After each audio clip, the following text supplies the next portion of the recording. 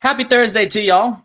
Guess what? Colorado is gonna make the college football playoffs. Okay, that's too far. Sorry. Okay, I understand. It's too early for that right now. But the way they're playing, look, let's face it, guys. This team is actually really, really good. This isn't last year. This is Dion's second year, and so far, we're off to a great start. What's up, guys? Welcome to the Third and 10 podcast once again. I'm your host, Nathan Nguyen. Happy Thursday again to you guys. You guys know what time it is, though. It's Coach's Corner. And of course, every Thursday, we're joined by the outstanding, very accomplished man that I know and love. He's a graduate of Concordia University. He's a human performance specialist. He's the founder of Hyperspeed Performance Technologies. And he was the former coach at St. Thomas Aquinas High School. Ladies and gentlemen, you love him, Coach Anton Wilson. Coach, how you doing? I'm doing great, man. Shooting at a little bit of a different time, but I was able to fix the lighting, fix the audio. And so, as we discussed, trying to just get better every week. I think we're now beginning to realize we got something special here and just trying to make it better on all cylinders. And so, that starts with our preparation. And so, hoping to just show a nice body of work today with this episode. So, I'm ready to rock and roll. Me too, Coach. Me too. We got a lot to talk about. Of course, the usual suspects, college football with the Colorado Buffaloes and Deion Sanders, and these guys continue to win games. Nebraska game aside, they've been outstanding this season, so we'll dive into that as well. Some Dallas Cowboys talk. They beat the Giants last Thursday, and wasn't great for me to see. But for the Dallas Cowboys, there were some issues that we'll break down as well. We'll also give some predictions and breakdowns for a couple games this upcoming week. And then we have our Ask Coach segment that we're going to introduce to you guys as well. And then, as we always end with each episode with post-game speech from Coach himself. So without further ado, let's get started. First, Coach, the Colorado Buffaloes were 12.5 underdogs heading into last Saturday's game. Yeah, let's just face the facts. They didn't just beat UCF. They shut them down pretty well. We talked about it last week, right? Their running game was UCF's running game is one of the best, if not the best in the nation, better than teams like Navy and Army, which is, both teams are known for the run game. So the fact that UCF was dominating, so far this season with the run, we were thinking like, okay, the run game was going to be the key to stopping UCF is stopping the run. Coach, they did a heck of a job. They limited KJ Jefferson and RJ Harvey.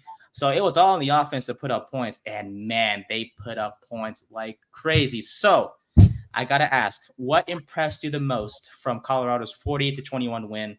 Shadeur played well. Travis Hunter obviously played well. But there's one receiver who played really well. And actually, he was a leading receiver for the Colorado. It wasn't Travis Hunter. It was Will Shepherd. So what impressed you the most from the offense and the defense and the team as a whole, Coach? Well, first, I'm accountable to the fact that I chose them to lose the game. And really, UCF just hadn't played anybody yet. So I think we got a little ahead of ourselves, especially with the fact that UCF has been good the last decade. They're actually the best team in the state of Florida based on their record. So I think that we put them on a pedestal a little bit. And I think we really need to slow down. Before I talk about what Colorado did well, I think they're a good team. They're not great. They are getting better every week, which is good to see. But they need that signature win over a top 25 program before we say that they're a legitimate problem. They've beaten some teams that they should have won on paper. When we look at all the transfers and some of the NFL talent that they have, especially at the skilled spots, Colorado should win these games if they even want to be in the conversation. We just want people to take them serious. I think every single week, though, they're earning their stripes, and it starts with making improvements on the offensive line. In that game, Shadeur was only sacked 2 times. He was 28 for 35, 290 on the ground, 3 touchdowns, 80% completion percentage. When they get Wester, Shepherd, and Hunter all rolling, Jimmy Horn Jr. also had an explosive punt return. He is dazzling with the ball in his hands. So that was good to see. But really, aside from the run game, which I will talk about in a second, but 5 sacks on the defensive side of the ball, 4 turnovers, 2 picks, 2 fumble recoveries. That's what's going to be the recipe. The fact that they were able to get up early, get after KJ Jefferson a little bit, and now it's making UCF do things that they don't want to do. They got to throw the ball on first down. They start getting aggressive.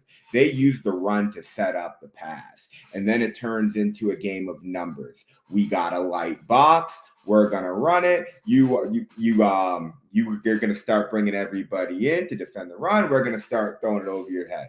9.6 yards per attempt for KJ Jefferson. So they're not strangers to taking shots.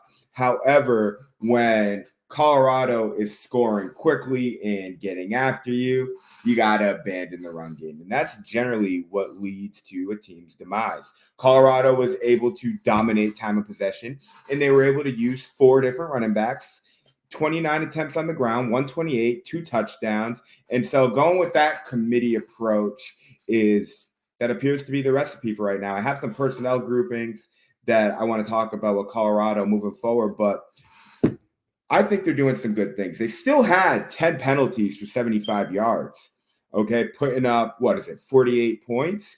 And so all things considered, that tells me that they left some stuff on the table. It was an impressive outing.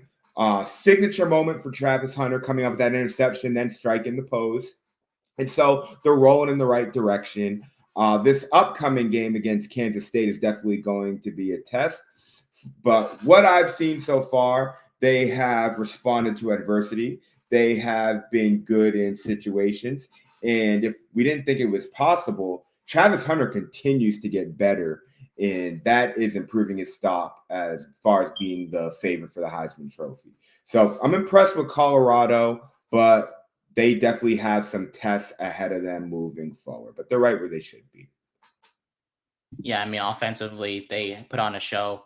Shadeur was great. You mentioned the offensive line only, allowed 2 sacks on Shadeur, which is great. You got to protect your quarterback. And, these past few games, they have done so. So shout out to them.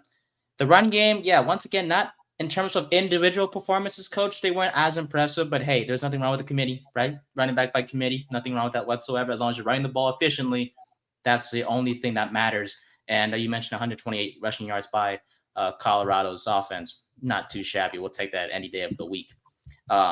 Look, Travis Hunter, once again, 9 catches, 89 yards, a touchdown, nothing new. He had an interception. Also, nothing new. This is what you expect from a Heisman guy. He's a top 3 candidate for sure, along with Jalen Milroe and Ashton Gianti from Alabama and Boise State, respectively. LaJohn Wester had a touchdown as well. Defensively, yeah, like you mentioned, they slowed down an offense that entered this game averaging 375 yards on the ground, despite the fact that they may not have played anyone. UCF has. Look, you don't run for that many yards and not call it impressive. So shout out to Colorado's defense. They intercepted KJ Jefferson twice, one in the end zone as well. And then I think there was one drive where it stalled inside Colorado's 1-yard line, I believe, during the game. That gave the ball back to the offense. So great job there. Cameron Simon Craig, we talked about him in the past, coach. He was outstanding. He had a fumble recovery and scored that last touchdown for Colorado that kind of just put the nail in the coffin, per se. So shout out to Colorado's team as a whole, and they got the job done. UCF 4 turnovers, Colorado just 1 turnover this entire game. So with that being said, coach, unless you have any other points for this game by any chance.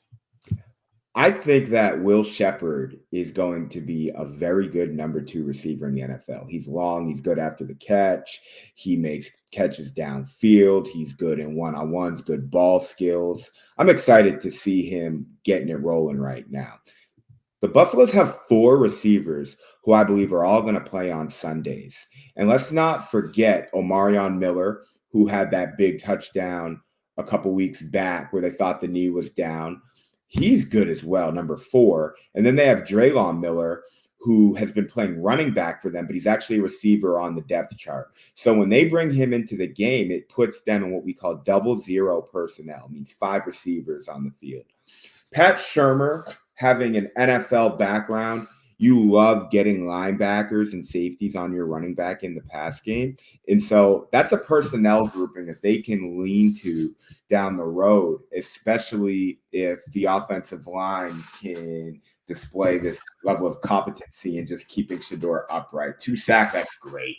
Okay, when you're giving up 8 to drop it down to 2 against a better team, that's a step in the right direction.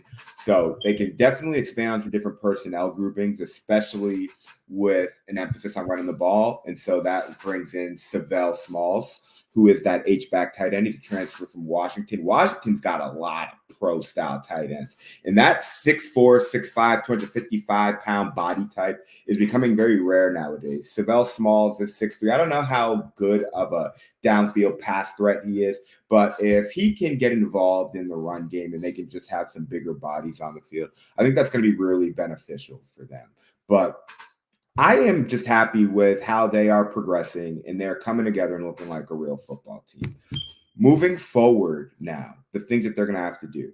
Shadeur Sanders is obviously magnificent in that passing game. They are just an elite passing team, probably the best one in the country. And that gives them an advantage in the Big 12. Colorado offensively has SEC speed.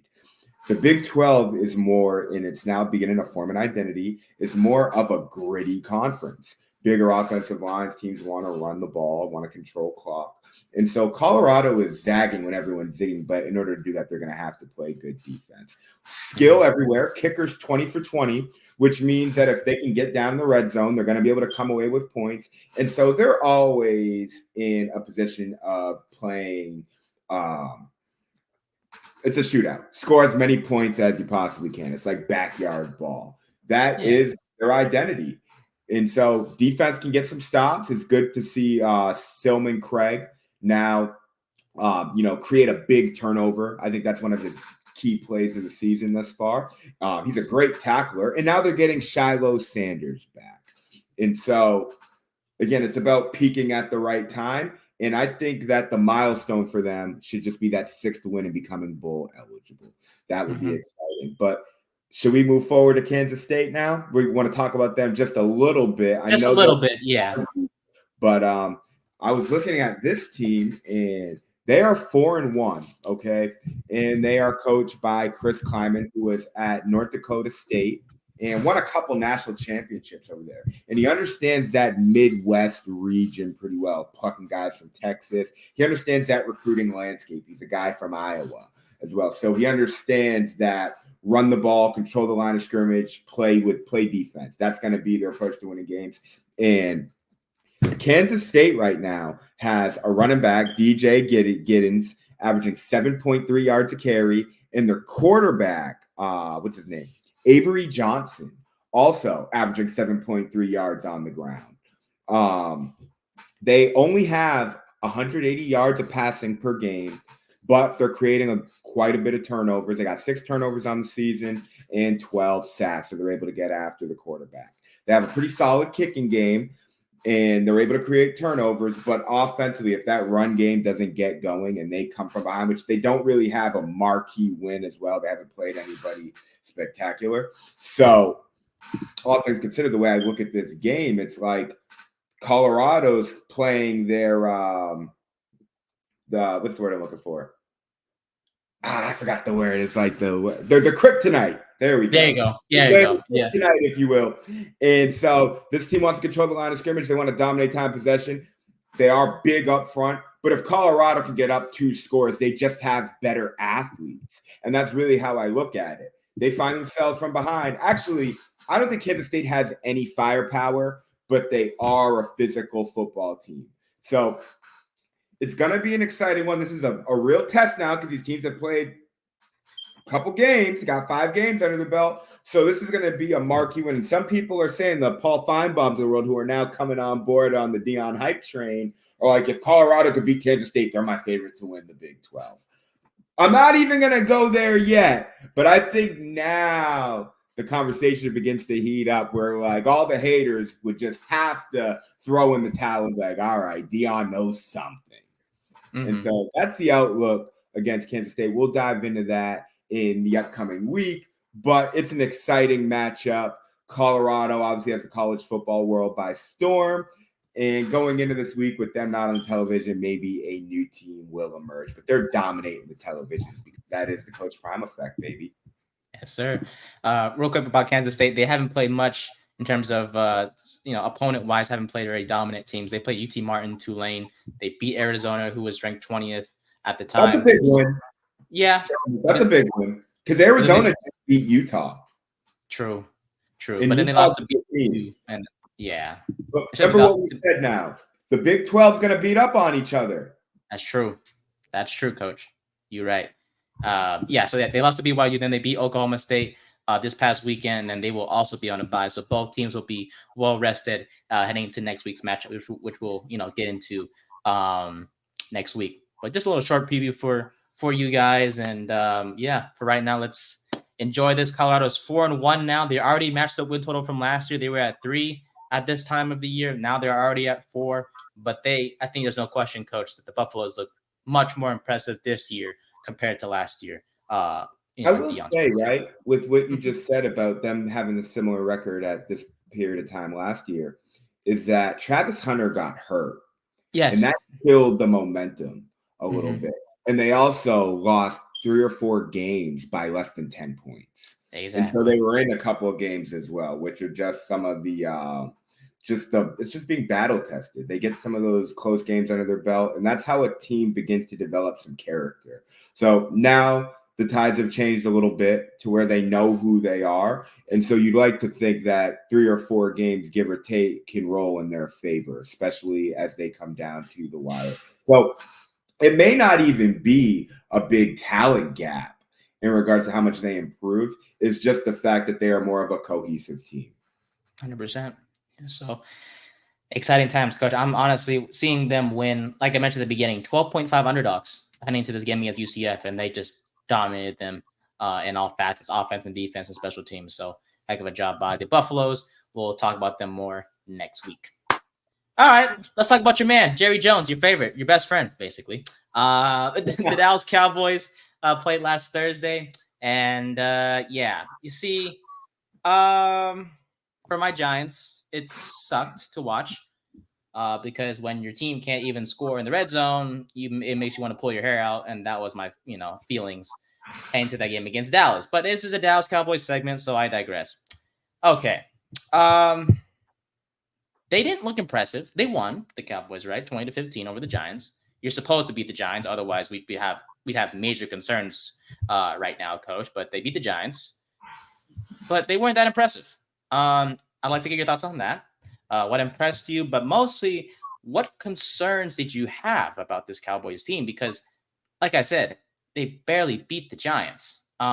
They scored 2 touchdowns in the first half and didn't do much in the second half. Is this concerning, or is it, at least they won, so that shouldn't matter? What do you think?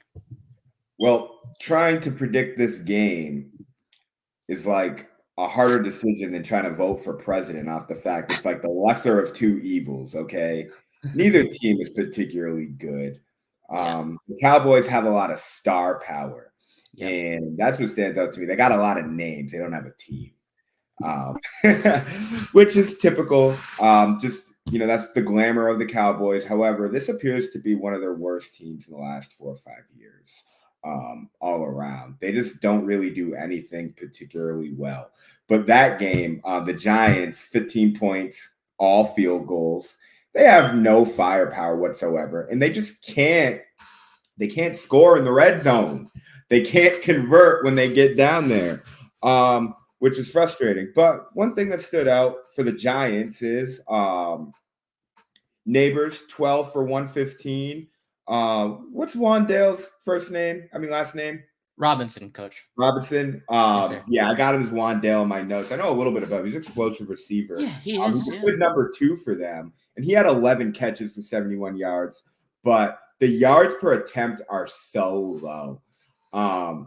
And it's funny because they dominated time of possession. They had a bunch of trips to the red zone. They had more first downs than the Cowboys, and they still lost the game. I will say, though, with the fact that the Cowboys still can't run the ball and they're not particularly protecting Dak, Dak is very efficient with the ball. He's not beating himself. Okay. Also, CD Lamb was phenomenal in the game, and he has been really all season. Right now on the year, though, Dak 64% completion percentage, 7.2 yards an attempt, which isn't high, but it is on the lower side of things. And the Cowboys are getting dominated by their opponents in time possession, 27 minutes to the league average, which is 35. And so, with the fact that they've been getting down early, they can't run the ball, they can't really control drives. It's like their offense is just so bland. It really is. Dowdle on the season, I believe here, he has 34 carries for 134 yards. That's a Derrick Henry game. Zeke Elliott, 3.4 yards per carry. Terrible.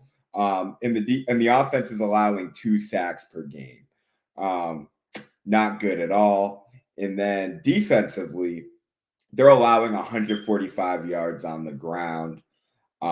Their Browns win and now their Giants win. Those aren't particularly good teams. So it's not like they were, had a hard fought game or those teams really running the ball. You saw when the Saints played them that their running game was just crushing them. And so the Cowboys want to get after the passer, and they can with Micah Parsons and DeMarcus Lawrence. However, Parsons is injured. I don't know if he's going to play in this upcoming game. They're like a bend but don't break, try to get turnovers type of defense.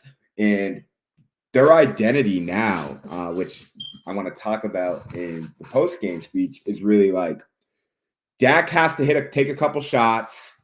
We need CeeDee Lamb to have a big game. They need to dominate time of possession. They're going to have to do that if they want to win. And so they need Dak to play perfect. The margins are so small for them. But 40% on third down, 40% on fourth down, +1 turnover ratio, 32 penalties on the year, which is a little bit on the high side. So I just look at the Cowboys as a very average team. And I think that the biggest issue right now, aside from that terrible O-line, is that they're not getting any consistency from any other player outside of CeeDee Lamb from the skill players. It's good to have Jake Ferguson back. He was effective in that game. Brandon Cooks, who may miss some time, actually just came out with an injury. I believe he has an ankle issue. Should only miss a game or two. But he's always hurt. And so it's just really frustrating. I don't know where they're going to turn from here. And the Commanders now appear to be the best team in that division. So all things considered, that game, nothing really to write home about. But if the Cowboys can beat up on these crappier teams, and at some point in time, I'm just going to keep saying it, I'm getting, tired, blue in the face, if you will. They just can't run the ball, dog. They just can't run the ball. why do we always talk about teams that can't run the ball? Okay. With the exception of this past Saturday's game, Colorado can't run the ball. Now Dallas can't run. Why are we talking about teams that can't run the ball, Coach? I don't know how ironic this is. It's ridiculous. But here's the thing. For one, I want to give a shout out to one of my best friends, Coach K over at Merrimack. He's the O-line coach. And this guy is an O-line guy through and through. And offensive line coaches are the most valuable member of the coaching staff. And that's not the glamorous position, but it's hard to just get an old-fashioned O-line guy. We're just going to run power all day down your throat. We're going to be pulling guards. We're going to run a little bit of counter, run a little bit of the toss, run a little bit of the wham. You just don't see a lot of that. I think also due to the CBA in the NFL, there's less practice time. In offensive line, they need repetition. They all move as one unit. You have 5 guys that are really operating in the footwork, the timing, seeing all these different defensive fronts, and especially when teams start getting beat up as the season wears on. Now you got different guys filling in there, guys playing out of position, and the chemistry that offensive lines need, and especially establishing a rhythm. I think that's so important. And especially, I think teams also abandon the run game when they get down 2 scores universally in football. But I think just offensive line play, starting at the grassroots level, especially when teams started spreading it out more, going into like shotgun 1 back, that really changes the approach for offensive line. You don't see as many gap scheme based teams because it's harder to teach as far as the footwork, and you generally like to have bigger bodies when you do that. When you run inside zone and outside zone, you can get away with the smaller O-line that can work on climbing to the second level, so they really only need to hold their blocks for 1 to 2 seconds to just give the running back a crease. So with more of an emphasis on zone schemes, it's like coaching has just gotten lazier. They're not developing offensive linemen as a whole now. And so I just think that there's a ripple effect, and it starts at the grassroots level. And so guys can get to the pro ranks having never pulled in their life. That's rare, but you're just seeing guys not coming from more of that traditional style of football that we were accustomed to in the 90s and the 2000s, just playing under center, play action, 7-step drops. It's really just like gun, 1, 2, 3, sling it. That's really how the game of football is played. Yeah. Speaking of offensive line, Dallas' offensive line hasn't been the best. I mean, Zach Martin is solid. Tyler Smith at the left guard position. Both guys playing guard, by the way. They've both been solid as well. And I know this isn't, the whole, Bible in terms of football here, but Pro Football Focus does have Tyler Guyton as the 11th worst left tackle in the league at a 52.7 Pro Football Focus grade. Terrence Steele on the right tackle position it's not too bad, but he's average. And then Cooper Beebe, he is the 10th worst tackle with a 56.8 Pro Football Focus grade. Basically, what I'm trying to say is the left tackle position and the center position, they haven't been playing well. I know Guyton's a rookie. He's young. I understand that. But, like you just mentioned about the offensive line, they are the key to success when it comes to both the run and the pass. And if we could point some fingers to the O-line, it'd be more reasonable than just complain about the running backs and whatnot. But the fact is, coach, is that Rico Dowdle and Ezekiel Elliott they should not be your RB1s, nor should they be in a committee whatsoever.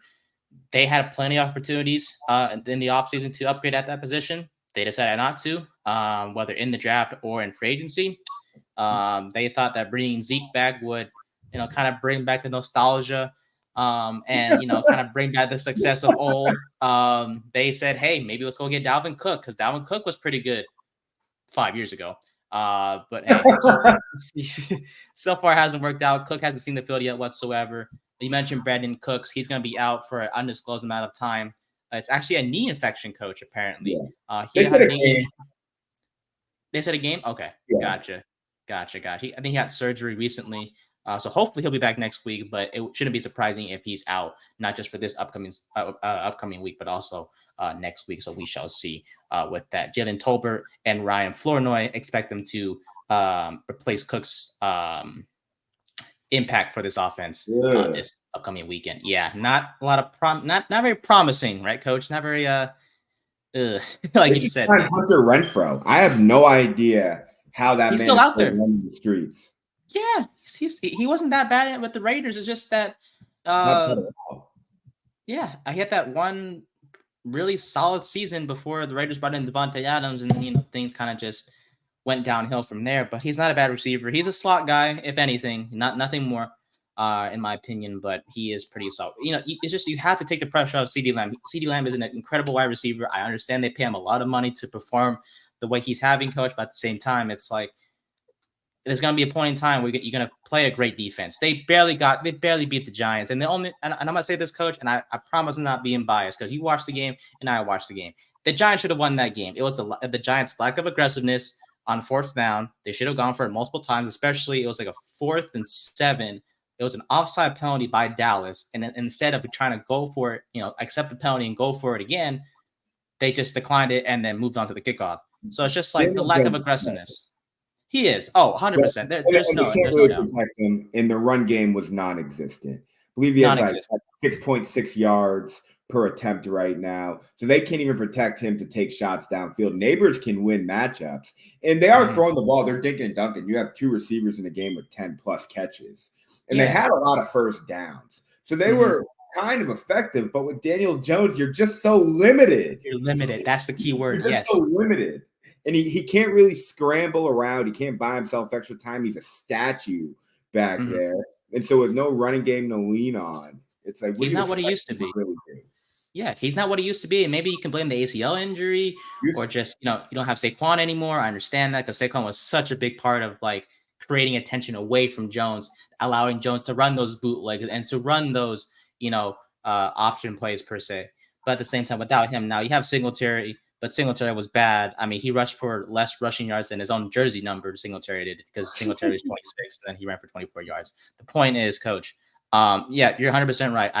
I'm not going to deny that whatsoever. This offense is limited by Daniel Jones, and that's not fixed. Look, this rest of the season is going to be painful because we're stuck with this mediocre quarterback. Matter of fact, mediocrity is kind of nice, is a nice way to put it, because he's actually worse than that. He can't push the ball downfield. Like, it's just, I don't know why. He used to do that his rookie year, and then all of a sudden, something ruined him to the point where he just can't do it anymore. So I could go on and on about the Giants, but that would be using up a lot of time. And we can save that for the regular 3rd and 10 podcast that I host along with my other co-host, Brian Germinaro. So we'll just hold off for the Giants for now. But I guess good win by Dallas, and they move on. The Steelers, I believe, on Sunday night, coach. Expectations to beat the Steelers, who have looked pretty good this year so far. Justin Fields is the lead man under center. We talked about Jaylen Warren a little bit, along with Najee Harris as well. Your thoughts on this upcoming primetime game? Because, hey, why not have the Dallas Cowboys on prime time? This is nothing new, right?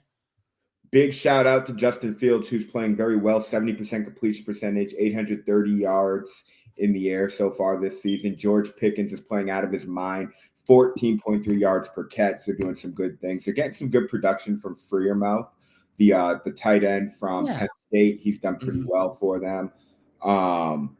Defensively, though, that's really how the Steelers win games. Like they say, offensive coaches score points, defensive coaches win games.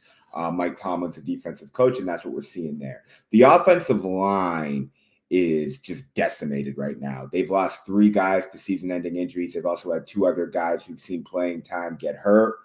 And they also are missing Russell Wilson. Doesn't really matter, I think, who's at quarterback for them. I think Russell Wilson would do fine. However, Russell Wilson may be available in the open market right now for a quarterback and ED team.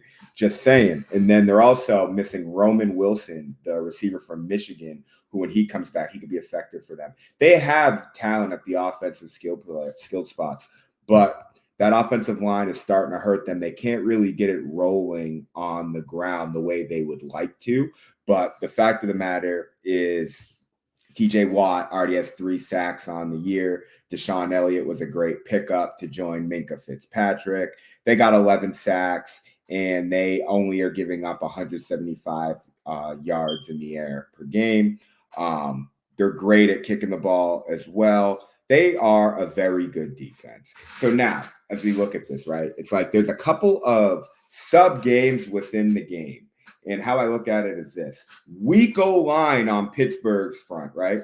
Well, Dallas does have guys that can get after the passer, and Dallas has an okay pass defense. So if they can get after Justin Fields, they can definitely give the Steelers some trouble, because the Steelers are just getting thin on the offensive line. So for as good as their team is, if Dallas can put them in some bad spots, it can get difficult for them. But it's really going to be a matter of what Dallas can do versus that Pittsburgh defense, because Pittsburgh is going to be able to get after Dak, and they can also stop the pass. So what's really going to happen here? But if Dallas can just keep Pittsburgh off the field, because they're not really going to be able to run the ball, then it's an interesting scenario to where the turnover battle is going to determine this game.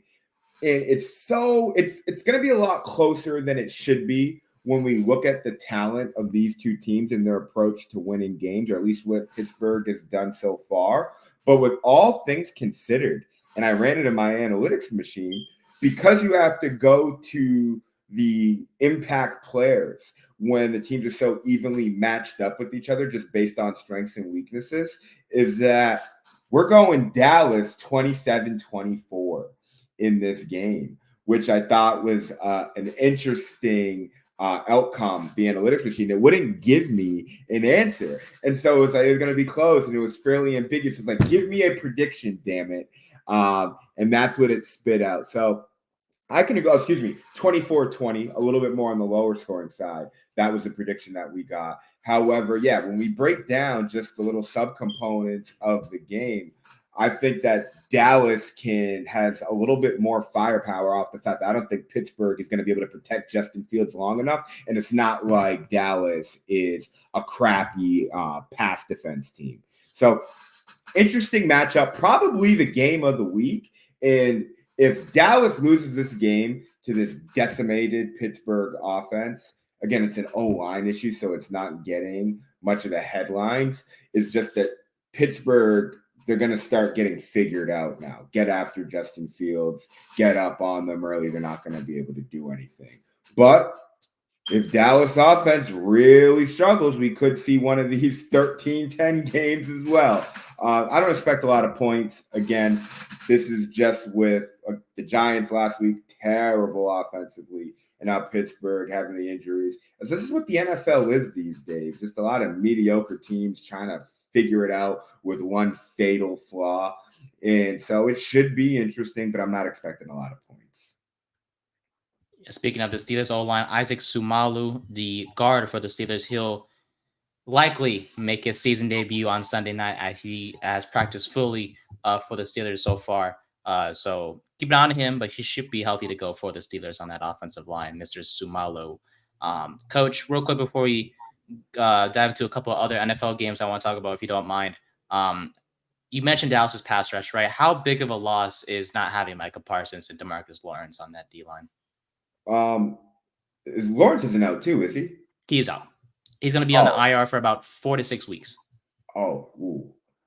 That changes things. I got Pittsburgh winning this game. I'm making the switch here.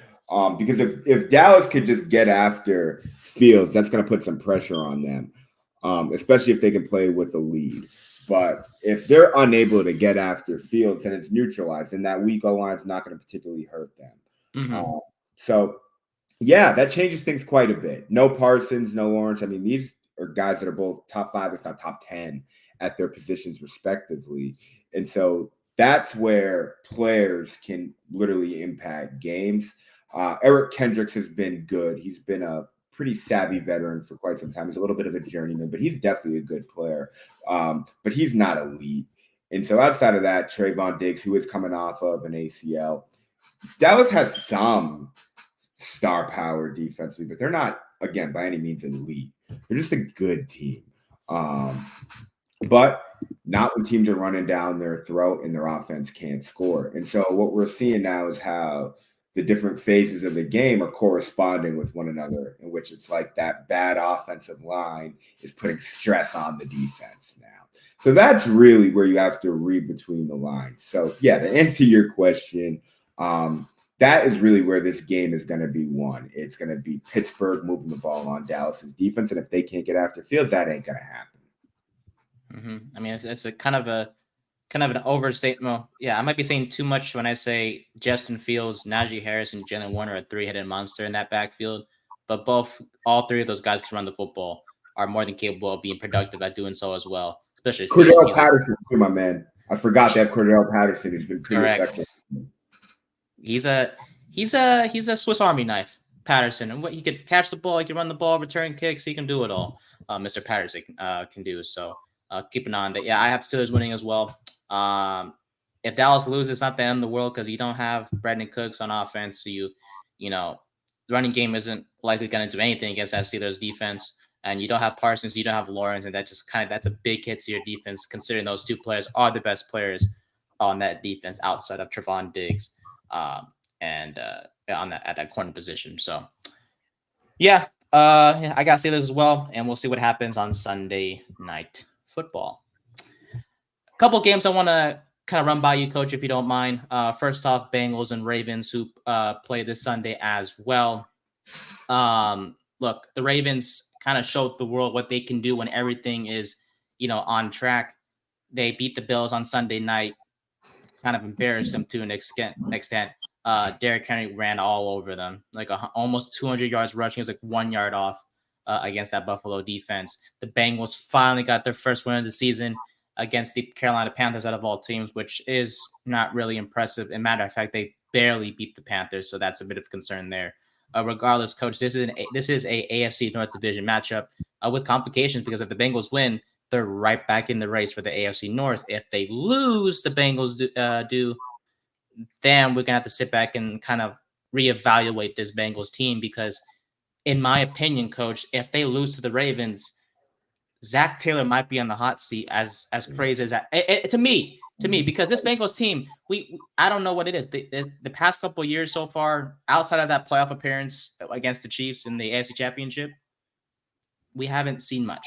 Joe And Burrow's been hurt, man. Couple things. true, All right, so I'll tell you how I feel about this. of Okay, course, yeah, losing Joe Mixon hurt a lot more than I believe they anticipated. They haven't been able 100%. to replace him. Mm-hmm. Okay, the Bengals cannot run the ball at all. Right now, Zach Moss, their starting back, is averaging 3.9 yards per carry. Chase Brown has been effective in the last 2 weeks, and I think they should use him a little more. Mm-hmm. However, their defense can't stop a nosebleed. They're averaging 145 yards on the ground. Teams able to run the ball on them. Pass defense is okay, but teams are just getting up early on them. What this is doing now is putting a lot of stress on Joe Burrow, which he still has a 70% completion percentage and just one interception. And he has virtually no run game. He's been sacked 8 times already. Not terrible, but a little bit on the high side. And so, with no run game and not a great deal of protection, Jamar Chase has been productive for them, but their defense has also taken a step back. And so Aaron Rodgers and Joe Burrow find themselves in a similar scenario right now. And that is they have to do everything. And we have expected them to do that because we've seen it in the past, but they're going to need a little bit more support. They need to be protected so that they could take more shots, and they're going to be supported by a strong run game because their defenses are getting abused. And so a bad defense can't be on the field all the time. So right now, the Bengals, we have this perception of expecting them to be a good team because Joe Burrow is an elite quarterback. But right now, for the first time in Joe Burrow's career, this is probably the weakest supporting cast that he's had. It just took us a couple of weeks to really recognize it. So going into this game, the Ravens are now operating on all cylinders, and we put these two teams on panic watch, right? Chill or no chill, Ravens and Bengals. The Bengals just don't appear to have the same strengths that they used to, and the Ravens have now got it rolling. Likely and Mark Andrews, giving them double tight end sets. Lamar Jackson is in the top 15 in the league in rushing right now. Derrick Henry had a phenomenal game last week, looking dangerous in the open field. That top end speed, he is moving. He looks like he's got a lot of juice left in the tank. And so when they keep Lamar Jackson's attempts down, they're getting after the passer. They're only letting up about 100. They're only letting up. They're under 100 yards on the ground. They have a solid pass defense, only giving up 22 points per game, 13 sacks on the season. So they're going to be able to get after Joe Burrow. I'm not worried about the Bengals running game having any impact on that Ravens defense. And I believe that the Ravens are just going to run it all down the Bengals' throat. Lamar Jackson will do what he does. Ravens coming off of 2 consecutive wins. I got Ravens 27-20. Okay. And so that's how I view this game. I just think that the Bengals, the world is going to soon know. Just how I look at the numbers on paper, I don't see them having some sort of turnaround here. They're a 6 or 7 win team. Tough division. Love Joe Burrow. He's my favorite quarterback in the league, but he just doesn't have enough support to really get it done. It's not Zach Taylor's fault either. They're just going to have to spend some money and get some better players and draft well. But as long as you got Joe Burrow, you got a shot, but not this year. Okay. Yeah, that run game is a bit atrocious. You go from Joe Mixon to Zach Moss and Chase Brown. Not the, it's kind of a uneven. You can't compare the two because Joe Mixon, even though he is injured right now for the Houston Texans, he was a productive back for Cincinnati. Now you have 2 guys in Moss and Brown who aren't the most electric backs, but that's who they're gonna have to work with. I hope to see more of Chase Brown, like you mentioned, Coach, as well.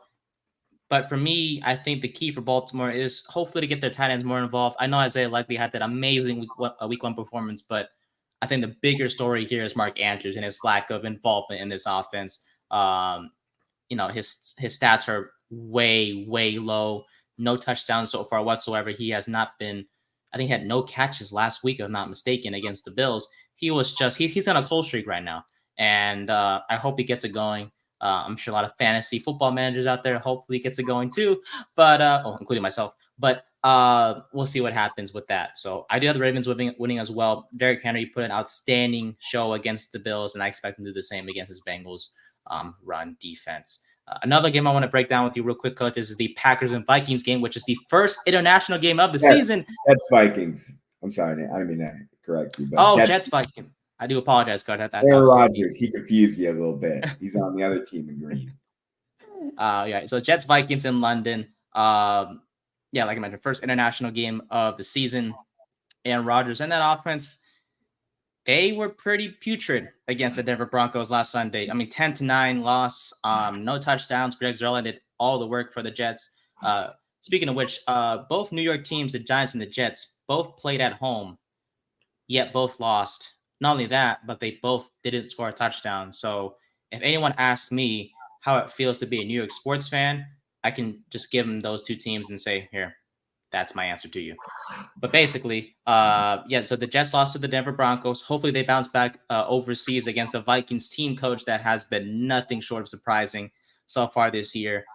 Big shout out to Brian Flores, who's done an outstanding job being the D coordinator for Minnesota. Sam Darnold has turned it around. Justin Jefferson still looks great. Aaron Jones looks to be one of the best free agent additions of the offseason for Minnesota. Jordan Addison's healthy. TJ Hawkinson, coach, is almost close to coming back for that Vikings offense. So they're just going to get more and more dangerous.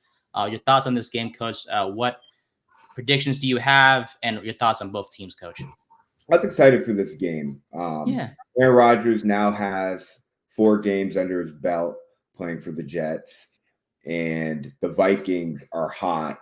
This would be a good opportunity for Aaron Rodgers to have a signature game, especially across the pond, and put the world on notice that he's back.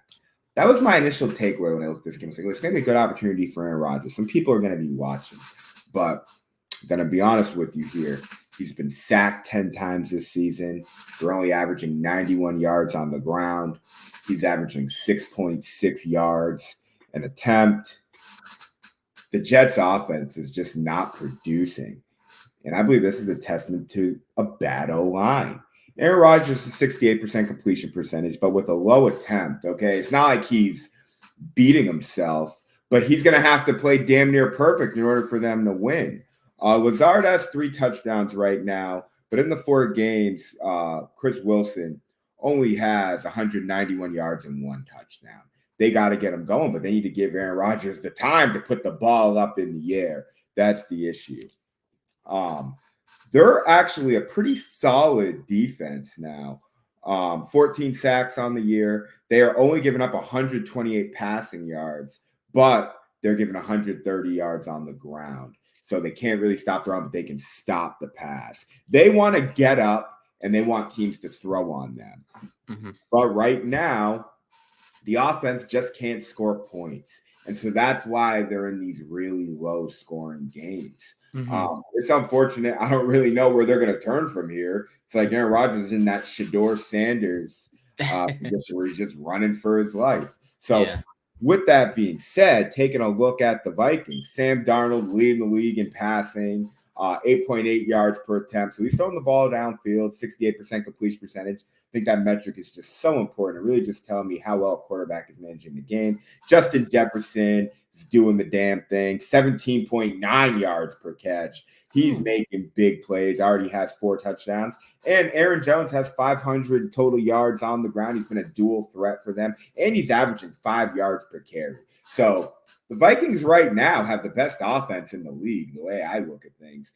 Take that with 17 sacks already, 3 just ferocious linebackers. Their 2 edge rushers don't have the names. They're 2 no-name guys that are just really emerging under Brian Flores. So, yeah, that Vikings defense is rolling. However, a big kryptonite for them. Now I located the word quickly here.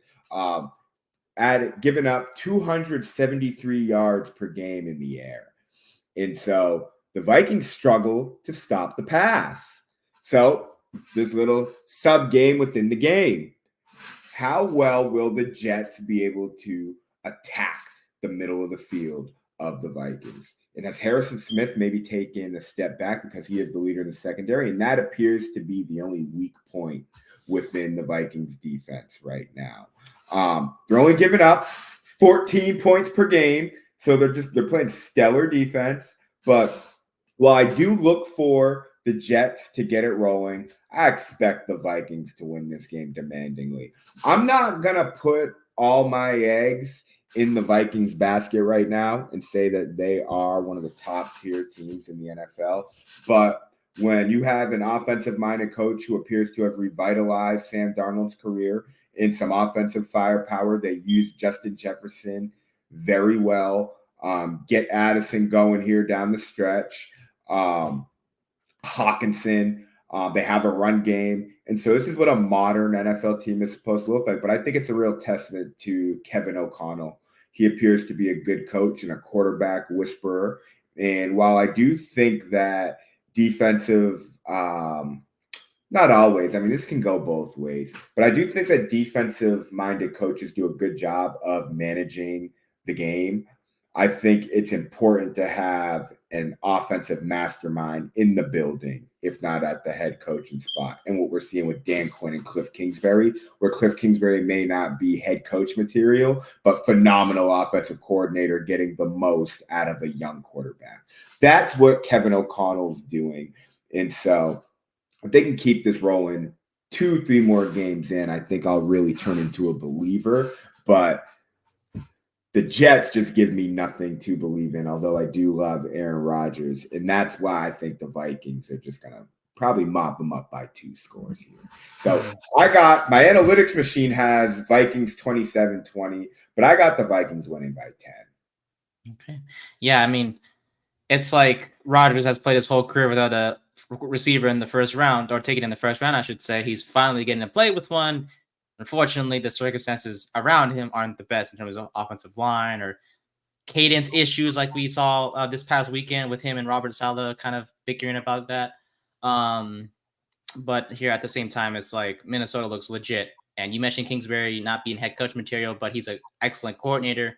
Brian Flores wasn't really known for being a great head coach in Miami, but he's doing a heck of a job as a D coordinator for the Minnesota Vikings coach. So exciting times there. I definitely got the Vikings winning as well against the Jets. So we'll see what happens. All right. So next segment, Coach, Ask Coach. So it's a new segment that we're going to be introducing for a Coach's Corner. And basically, I was researching a topic that I wanted to talk about with you. And this player has been on my mind for quite a while. And it's not just because of his age, because when I was his age, I was still in high school, being the normal average kid that did play football, but at the high school level. But Ryan Williams, man, I got to tell you, 17 years old, okay? And that's one thing. Big whoop, he's 17. Who cares? That's not the only thing. He's 6 foot, 175. He's from Alabama, Mobile, Alabama to be exact. But he's putting up numbers. You want to talk about a big play threat? 16 catches, 462 yards receiving so far, and 5 touchdowns. A 28.9 yards per catch average. He's 16th in receiving yards in the entire nation. He's tied for 8th in receiving touchdowns, I should say. He's been great. And that's not the thing. It's not like Alabama's playing weak teams. They are. I mean, he had 2 touchdowns against Western Kentucky, but against Georgia this past weekend, Coach, he was phenomenal. 6 catches, 177, and then 1 touchdown against a Georgia defense that, let's be honest, Coach, they're a really good defense, and he tore them up. So I gotta know, Coach, what makes him so special at such a young age? Because off the field, he's a character. He's a fun guy, but on the field, Coach, he just takes care of business better than like your average college athlete. So what makes him special, Coach? Couple things. He was really good against USF and Wisconsin as well, who are solid teams. They're not terrible. So it's not like he's done it against no one, but now he had a nationally televised game, and so it took the world by storm. 6 foot, 177 to be exact, or at least that's what he's listed as. He's wiry as well. The first thing that stood out to me when I watched him on film, I had a couple friends be like, "Hey, Williams the real deal, huh?" So it was running through my network of, okay, this guy's someone you need to look out for. However, I didn't do a lot of research on him. I didn't even know you were going to bring this up. So this is interesting. I just think that he's a natural. At the skill positions, size doesn't really matter a great deal. When we talk about physicality, that's in the trenches. On the defensive side and the front seven, right? You can be skinny. We've seen this plenty of times with like Xavier Worthy, Hollywood Brown, Deshaun Jackson. We've seen skinny wide receivers be really effective. But two things: he has elite speed and he is very twitchy, which is a term we like to say in the football world. And so he can stop on a dime and he has very polished route running. He's wise beyond his years and understanding when to settle, how to control his tempos as he's running routes. And then when he gets the ball in his hands, his awareness, like when he catches a hitch or a curl route and he can fake this way and come back this way. It's like he has this sixth sense in which his awareness is just heightened to the utmost degree. When he's able to juggle the ball to himself and then catch it with awareness of where the defender is, make a guy miss, or on that last touchdown to win the game, it's like as soon as he gets it in the open field, something crazy is going to happen with it every single time. Key component with his success is the fact that Alabama has a good offensive line and they run the football. And so they're getting light boxes at times, and it's putting him in one-on-one matchups. And Jalen Milroe actually has the time to deliver the passes downfield. He's really good, and I'm not going to take that away from him. The age doesn't impress me that much. A lot of guys reclassify. It's just that they often redshirt. Okay, and that's been more of a quarterback thing. But at the receiver position where it's not going to be really, you're not going to dominate with being really, really big. You have to be able to play the position. I look at it as being quite comparable to like a 14-year-old playing varsity basketball. We see this all the time. There's schools where they have K through 12 and you'll see a sixth or a seventh grader play varsity and dominate. That does happen. And so when size and physicality gets neutralized and athletic ability takes over, there can be 14, 15, 16-year-old kids that just physically develop very early. And Ryan Williams clearly knows how to play football. And we're seeing him do that on a national scale right now. Really cool to see. It's a good story, but I think he was born to ball. He's from the state of Alabama. He's in a good program, and they're creating opportunities for him to be successful. Absolutely going to be a top 5 pick in 2 years when he's draft eligible. Love what I'm seeing, but I don't think that the age factor means all that much. I graduated high school and played my first month of college football at 17 too. So like, I don't know, 17, 18, not that big of a deal. If he was a quarterback or an offensive lineman or even like a linebacker, I'd be a little more impressed. But talent is talent, man. Doesn't really matter at that age, especially playing the receiver position. I'm probably just In my jealous, coach. humble opinion. As someone who played receiver and coached receivers. I'm probably just jealous, if anything, coach. You know, when I was 17, man, I was playing varsity football. Senior year, I was the third string running back. Two outstanding guys, teammates that I had. And shout out to James and Thomas. Those two guys were great for our team. But yeah, I mean, for him to be playing the level he's playing at, he's currently the X receiver on this team. Bernard is the other receiver at the Z position. Kendrick Law is in the slot at the H position. So it's pretty impressive to see him perform the way he's been playing. And honestly, it looks like he's not going to be slowing down anytime soon. Milroe trusts him a lot with the football, and that's only going to continue throughout the rest of the season. So shout out to Bama, man. They're playing a heck of a season so far. They beat Georgia under the bright lights. Heck of a game, by the way, between those two teams. But shout out to Ryan Williams, baby. All right. Coach's post-game speech. We do it every episode where Coach kind of just wraps things up for us. Coach, what do you have for us, or what do you have to talk about per se as we wrap things up here? So we talked about a lot of teams and a lot of games, predicted some outcomes, and I was able to gather this research with that analytics machine that I've been building using OpenAI and building these prompts and going through constant iterations and then diving into trends and specific metrics to get a little more specific to generate reports to understand teams a little better. And through the last 3 days in conducting research for this podcast, I've learned a little more. And the next evolution is being able to identify a team's style of play, look at three key metrics that give them that style of play, and then what their weaknesses are. And that's just based on the three metrics that has basically been the theme of their season so far. So I'm just going to go down the list of all the teams that we talked about today, and I'm just going to share what my system has spit out. And I'd like to hear your thoughts, or please intervene at any period of time, and then I'll wrap it up. Colorado is labeled as an explosive passing offense. Why? Because they rely heavily on a big play passing game and their ability to score quickly. Their key metrics are passing yards per game, yards per attempt, points per game. Their weakness is the run defense, time of possession, and a weak O line, right? Kansas State, they are a ball control balanced offense, high rushing yards per game, good time of possession, strong on third down. They are not explosive passing the ball, and they don't have a really high turnover margin right now. So they're not really creating turnovers, and they're limited defensively.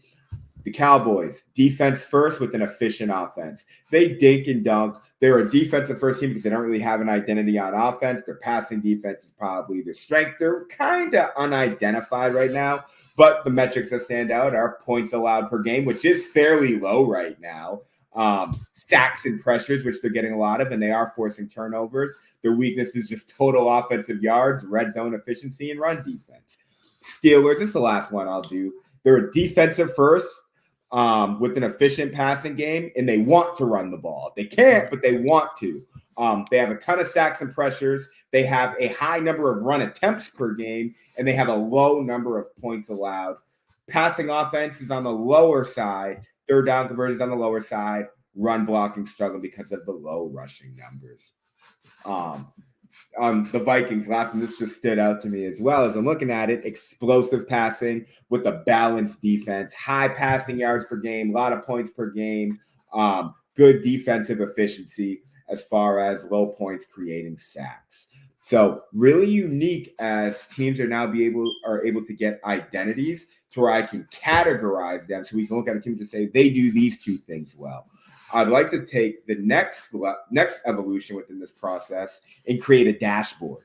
And so it'd just be like Colorado Buffaloes, passing offense, high points per game, good field goal kicking, low run blocking, low turnovers. And so it's like we just know exactly what we're looking at really quickly. Definitely makes me light up because I get to see the blend in my worlds here where I'm seeing data science with the sports, and it's actually giving me answers and just making my life a little easier. I won't get all crazy with the user interface and all those different things. However, as I continue developing this, I'm learning a lot more about how the game is played and beginning to detect these sub games within the games, like a team's passing offense versus this passing defense, and just seeing, okay, this is where the game is going to be won. Man, I think I may start gambling. So I'm happy to have this formula, and this is really the foundation, which is the hyperspeed technologies as far as what's driving our insights into this podcast. So I'm excited, man. Let's just keep building this system, and I'm gonna share what I'm learning every single week on this pod. Love it. Yeah, I mean, you broke down a few teams there by categories, like you mentioned with the Steelers, right? They're not the best passing offense, but defensively, they're really good, and that's the key behind their success. And that's what your system and algorithm is able to do, and that's nothing short of outstanding, Coach, as I always say. And we're looking forward to hearing more from you every week on this post game speech and hearing new things that you learned, and also teaching us what you've learned as well. So always learn something new every single week, and we hope you guys are learning something new every week as well here on Coach's Corner, which is going to be live every Thursday for you guys on YouTube. And Coach Wilson will always be here to discuss stuff going around on the college football landscape, especially with Colorado being on a tear like they are. They're on a bye week this week, so not much of a game preview this week, but we'll break more of that down next week when they take on Kansas State. They're back at home to do so. So exciting Boulder, times baby. there. Yes, sir. Boulder, Colorado. And then Dallas Cowboys, they play this Sunday against the Steelers. So we'll break that down next week as well. For Coach, I'm Nate. You can follow Coach, by the way, on Twitter at Anton G. Wilson. You can follow me on Twitter as well at Nathan_Nguyen24. And follow us and subscribe to us as well on YouTube at 3rd and 10 Podcast. For Coach, I'm Nate. We'll see you guys next week. Enjoy your football weekend. As always, go Buffaloes. I'm not saying Cowboys. Bye, guys. Have a good one.